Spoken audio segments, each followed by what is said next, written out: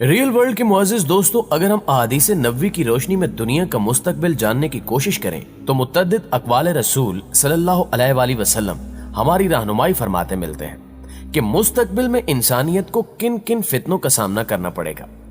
ان فتنوں کے بارے میں ہمیں واضح اشارے ملتے ہیں۔ انہی فتنوں میں سے ایک فتنہ دجال بھی ہے۔ آپ صلی اللہ علیہ وآلہ وسلم نے فرمایا کہ تمام انبیاء کرام نے اپنی اپنی امت کو دجال کے شر سے بچنے کے لیے خدا سے پناہ مانگنے کی تلقین کی ہے۔ دوستو، دجال اور اس کے خروج سے متعلق احادیث میں ترکی یعنی قسطنطنیہ کا ذکر بھی متعدد بار ملتا ہے۔ آج کی ویڈیو میں ہم جاننے کی کوشش کریں گے کہ دجال اور ترکی کا آپس میں کیا تعلق ہے اور آپ صلی اللہ علیہ وآلہ وسلم نے ترکی سے متعلق کیا پیشگوئی کی تھی۔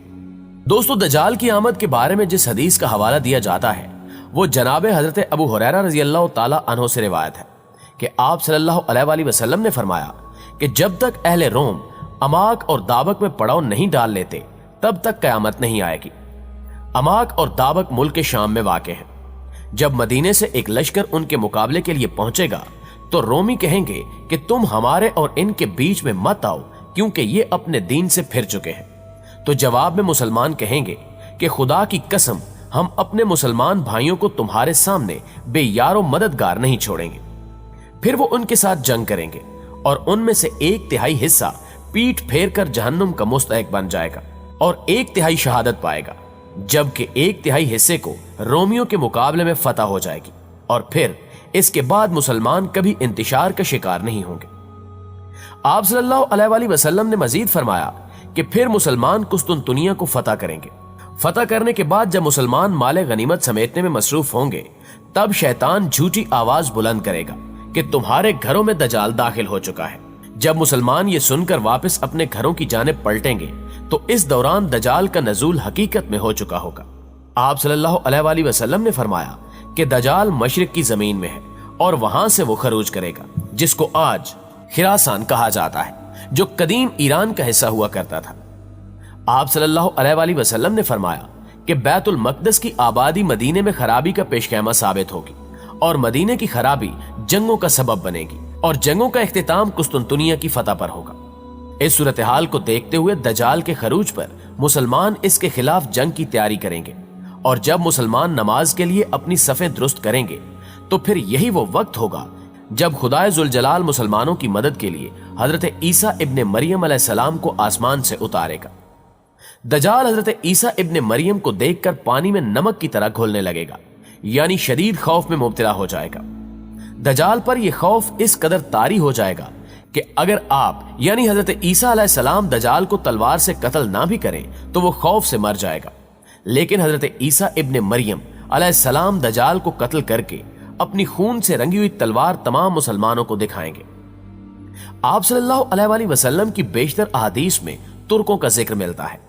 حضرت ابو ہریرہ رضی اللہ تعالی عنہ کہتے ہیں کہ رسول اللہ صلی اللہ علیہ وآلہ وسلم نے ارشاد فرمایا کہ اس وقت تک قیامت قائم نہیں ہوگی جب تک تم ایسی قوم سے نہ لڑو گے جن کے جوتے بال کے ہوں گے، اور جب تک تم لوگ قوم ترک سے نہ لڑو گے جو چھوٹی چھوٹی آنکھوں والے، سرخ چہرے والے، چپٹی ناکوں والے ہوں گے۔ ان کے چہرے گویا ہتھوڑے سے پیٹی ہوئی ڈھالوں کی مانند چوڑے چپٹے ہوں گے اور ان کے جوتے بال کے ہوں گے۔ رسول اللہ صلی اللہ علیہ وآلہ وسلم نے ایک اور حدیث میں فرمایا کہ مدینے کو عمدہ حالت میں چھوڑ دیا جائے گا، حتیٰ کہ نوبت یہ ہو جائے گی کہ ایک کتا یا بھیڑیا مسجد میں داخل ہوگا اور کسی ستون یا ممبر پر پیشاب کرے گا۔ صحابہ نے عرض کی، اللہ کے رسول، یہ فرمائیے کہ اس زمانے میں مدینے کے پھل کس کام آئیں گے؟ آپ صلی اللہ علیہ وآلہ وسلم نے فرمایا، پرندے اور درندے ان پھلوں کو کھائیں گے۔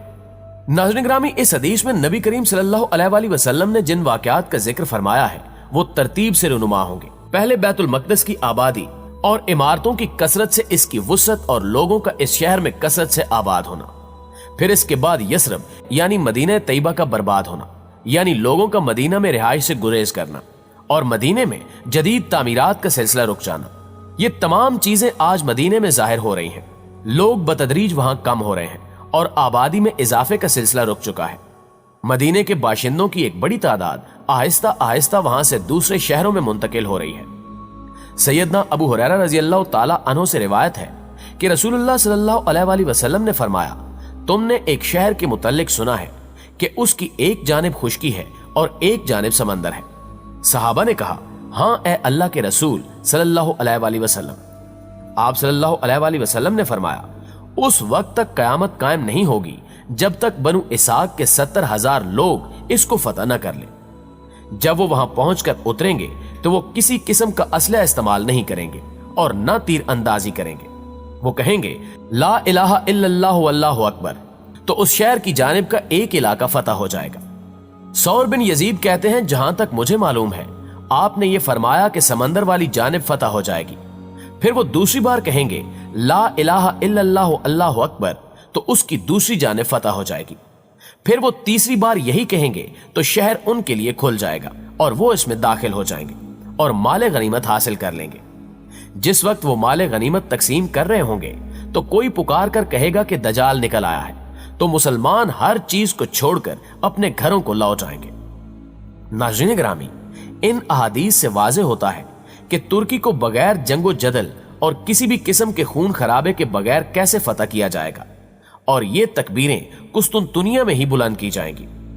ان روایات سے یہ بات بھی واضح ہو جاتی ہے کہ آخری زمانے میں شام اور ترکی کا ایک اہم کردار ہے، لیکن جو ترتیب اور ملم الاکبری کا جو نقشہ مخبر صادق صلی اللہ علیہ وآلہ وسلم نے بتایا ہے اس کے مطابق تو یہ جگہ اب اس امت کے پاس کچھ دیر کی مہمان ہے۔ قسطنطنیہ کے بارے میں ایک اور جگہ پر آپ صلی اللہ علیہ وآلہ وسلم نے بشارت دی کہ میری امت کا پہلا لشکر جو کیسر کے شہر قسطنطنیہ پر چڑھائی کرے گا ان کو بخش دیا جائے گا۔ عبداللہ ابن عمر رضی اللہ تعالی عنہ نے اللہ کے رسول صلی اللہ علیہ وآلہ وسلم سے پوچھا کہ قسطنطنیہ اور روم میں کون سا شہر پہلے فتح ہوگا؟ آپ صلی اللہ علیہ وآلہ وسلم نے فرمایا کہ ہرکل کا علاقہ قسطنطنیہ پہلے فتح ہوگا۔ آپ سوچ رہے ہوں گے کہ یہ فتح تو سلطان محمد فاتح کی فتح کی صورت میں مسلمانوں کی قسمت میں آ چکی ہے، لیکن احادیث تو قسطنطنیہ کی ایک بار پھر فتح کی بشارت دیتی ہیں۔ یہاں آپ صلی اللہ علیہ وآلہ وسلم نے فرمایا کہ ترک 2 مرتبہ خروج کریں گے، اور جب وہ دوسری مرتبہ خروج کریں گے تو اپنے گھوڑے دریائے فرات پر باندھیں گے، اس کے بعد ترک نہیں رکیں گے۔ دوسری دفعہ قسطنطنیہ کی فتح کی ترتیب رسول اکرم صلی اللہ علیہ وآلہ وسلم نے انتہائی وضاحت سے بتائی۔ حضرت معاذ بن جبل رضی اللہ تعالی عنہ کہتے ہیں کہ رسول اللہ صلی اللہ علیہ وآلہ وسلم نے فرمایا کہ بیت المقدس کی آبادی مدینہ کی بربادی، مدینہ کی بربادی ہوئی تو جنگ عظیم شروع ہو جائے گی۔ یہ مارکا شروع ہوا تو پھر قسطنطنیہ فتح ہو جائے گا، اور جب قسطنطنیہ فتح ہوگا تو دجال کا خروج ہوگا۔ پھر آپ صلی اللہ علیہ وآلہ وسلم نے اپنا ہاتھ حضرت معاذ رضی اللہ تعالی عنہ کی ران پر مارا اور فرمایا یہ ایسے ہی یقینی ہے جیسے تمہارا یہاں ہونا یا بیٹھنا یقینی ہے۔ بے شک حضور اکرم صلی اللہ علیہ وآلہ وسلم کی زبان سے نکلا ایک ایک لفظ سچ ہوتا نظر آ رہا ہے۔ آج بالکل ویسا ہی ماحول پیدا ہو چکا ہے جیسا 1450 سال پہلے آپ صلی اللہ علیہ وآلہ